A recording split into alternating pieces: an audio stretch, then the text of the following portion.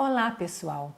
Esse vídeo está sendo gravado em 26 de fevereiro de 2025, o dia em que Tiribibas e seus dois filhos, Kafir, de 9 meses, e Ariel, de 4 anos, estão sendo sepultados. No dia 7 de outubro, eles foram sequestrados em um kibutz no sul de Israel e, meses depois, brutalmente assassinados pelos terroristas do Hamas. As imagens de Shiri sendo levada à força, segurando seus filhos com desespero nos olhos, percorreram o mundo. Milhares de mães se reconheceram nela. Qualquer pessoa com coração sentiu a dor naquele momento. Essa cena é uma prova devastadora do que o ódio é capaz de fazer. Kfir e Ariel eram adoráveis meninos ruivos e seus rostos passaram a representar tantos inocentes que foram sequestrados no dia 7 de outubro. Portanto, esse vídeo é dedicado à memória de Shiri, Kafir e Ariel, que estão sendo representados aqui por esses 3 balões. Que jamais nos falte humanidade e amor. Agora, seguimos com o nosso estudo de hoje.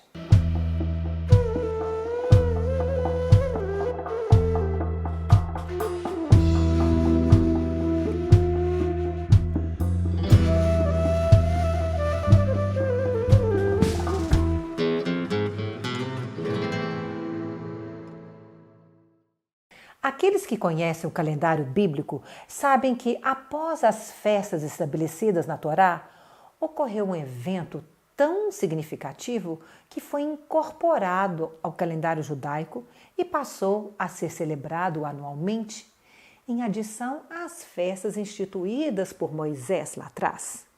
Estamos falando da festa de Purim. Como no Novo Testamento não menciona essa festa pelo nome, muitos acreditam que ela seja exclusiva dos judeus. No entanto, essa suposta ausência está sendo questionada. Segundo os estudiosos Lambert Dolphin e Andrew Ruth, Purim pode ser a festa mencionada em João capítulo 5. João destaca que a celebração ocorreu num sábado. Esses pesquisadores argumentam que, entre as festas do Antigo Testamento, Purim foi a única festa que João ainda não havia citado e que coincidiu com o sábado. Somado a esses 2 estudiosos, de acordo com Faustin, entre os anos 25 e 35 d.C., o único dia festivo que caiu em um sábado foi Purim, de 28 d.C.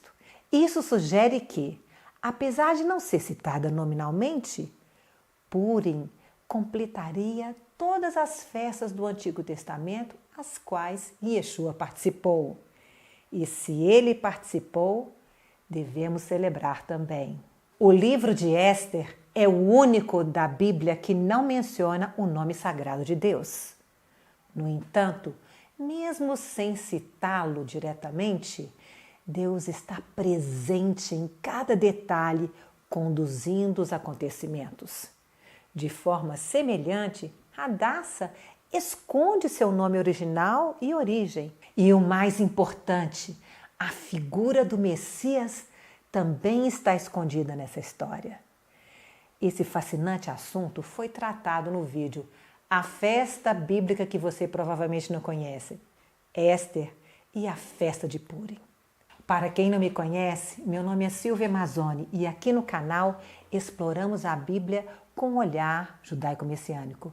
Se você gosta de estudar a Bíblia e gosta de estudar a história e as raízes da nossa fé, se inscreva no canal e ative o sininho de notificações para sempre ficar por dentro de novos vídeos. A festa de Purim comemora a vitória dos judeus diante da ameaça de extermínio feita por um tirano persa chamado Amã.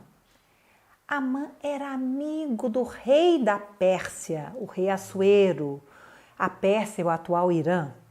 E ele sugere ao Assuero, o rei Assuero, que ele emita um decreto para exterminar todos os judeus.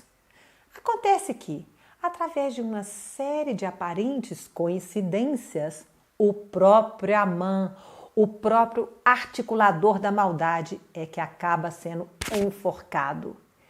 Ele é enforcado na mesma forca que ele planejava pendurar seu arqui-inimigo, um judeu chamado Mordecai.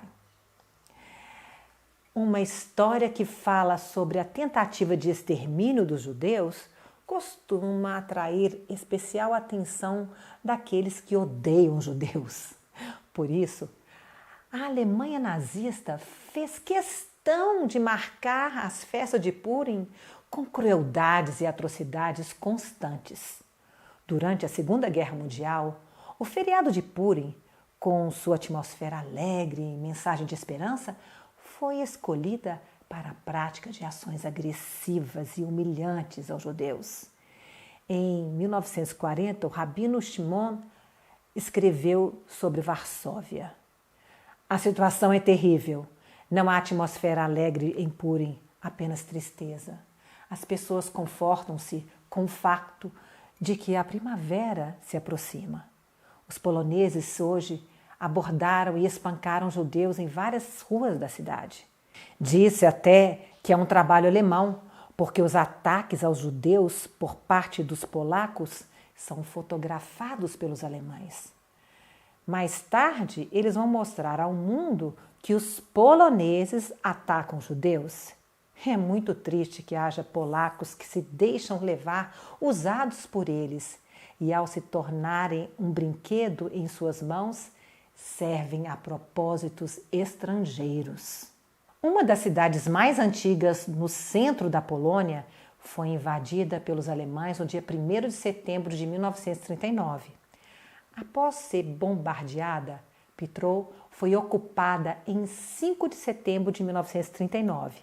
A perseguição aos moradores judeus começou imediatamente. Na verdade, no dia anterior, 4 de setembro, 1.000 judeus que fugiam de lá para uma outra vila chamada Sul-Leon já haviam sido mortos pelo exército alemão. Em 21 de março de 1943, data escolhida justamente para coincidir com o festival judaico de Purim, os judeus legais foram informados de que haveria uma troca com cidadãos alemães que viviam no assentamento de Sarona, na Palestina. 10 universitários graduados eram necessários para a troca, mas apenas 8 foram encontrados. Eles foram levados ao cemitério judeu, onde uma cova havia sido cavada. Lá, junto com um vigia judeu do cemitério e sua esposa, eles foram fuzilados. Em Purim de 42, em outra cidade da Polônia, 10 judeus com idades entre 30 e 60 anos foram enforcados. O espetáculo macabro foi realizado da seguinte forma: o presidente da organização judaica, Judenrat, foi forçado por cães de caça nazistas a fazer um discurso dirigido aos judeus presentes. Estudantes alemães e seus professores também foram forçados a assistir o espetáculo. A execução teve de ser realizada por policiais judeus. Os 10 judeus foram enforcados e seus corpos foram pendurados na praça da cidade o dia todo. Então, a Irmandade Funerária Judaica os enterrou em uma vala comum e os corpos foram enterrados um a um em cima do outro. O foco de Hitler no extermínio dos judeus era tão forte que ele colocou seu esforço de guerra em risco, desviando os trens que transportavam tropas para a frente oriental. Ao invés de priorizar o transporte de suas tropas para o campo de batalha, ele preferiu usar o transporte que tinha para recolher mais judeus na Hungria e enviá-los para os campos de concentração. No seu último discurso de rádio, ele afirmou claramente: "Nossa batalha é contra os judeus e somente contra os judeus." Após o término da Segunda Guerra Mundial, houve um julgamento muito importante que condenou à morte os maiores responsáveis pela morte de mais de 6 milhões de judeus. Esse julgamento foi realizado em uma cidade alemã chamada Nuremberg. Nuremberg foi escolhida como local dos julgamentos por ser um ponto focal nos comícios de propaganda nazista que antecederam a guerra. Os julgamentos de Nuremberg terminaram em junho de 1946, mas a sentença foi adiada repetidamente devido aos apelos de anistia pelos nazistas. Isso não é algo que surpreenda aqueles que prestam atenção na história e não deveria surpreender aqueles mais distraídos, uma vez que vemos hoje tantos defendendo o ataque do grupo terrorista Hamas. A humanidade parece fadada a cair sempre nos mesmos buracos. Os vários adiamentos da execução da pena fez a data ser transferida para o dia 16 de outubro de 1946. Segundo o artigo publicado em 16 de outubro de 1946 no jornal Nuremberg Gaol, na Alemanha, o seguinte sucede no dia do enforcamento dos 10 réus condenados pelo Tribunal de Nuremberg por crimes de guerra. Julius Streicher fez sua aparição melodramática às 2h12 da madrugada. Enquanto suas algemas eram removidas e suas mãos nuas amarradas, esse homenzinho feio e anão olhou para os 3 andaimes de madeira que se erguiam ameaçadoramente à sua frente. Então ele olhou ao redor da sala, seus olhos pousando momentaneamente no pequeno grupo de testemunhas. A essa altura, suas mãos estavam amarradas com segurança nas costas. 2 guardas, um em cada lado, encaminharam-no para a forca número 1. Ele caminhou firmemente os 2 metros até o primeiro degrau de madeira e seu rosto tremia. Quando os guardas o pararam no final da escada para a formalidade de identificação, ele soltou um grito agudo. Heil Hitler! O grito causou um arrepio nas minhas costas. Quando o eco desapareceu, um coronel americano parado junto à escada disse rispidamente: pergunte ao homem o nome dele. Em resposta à pergunta do intérprete, Streicher gritou: você conhece bem o meu nome. O intérprete repetiu o pedido e o condenado gritou: Julius Streicher.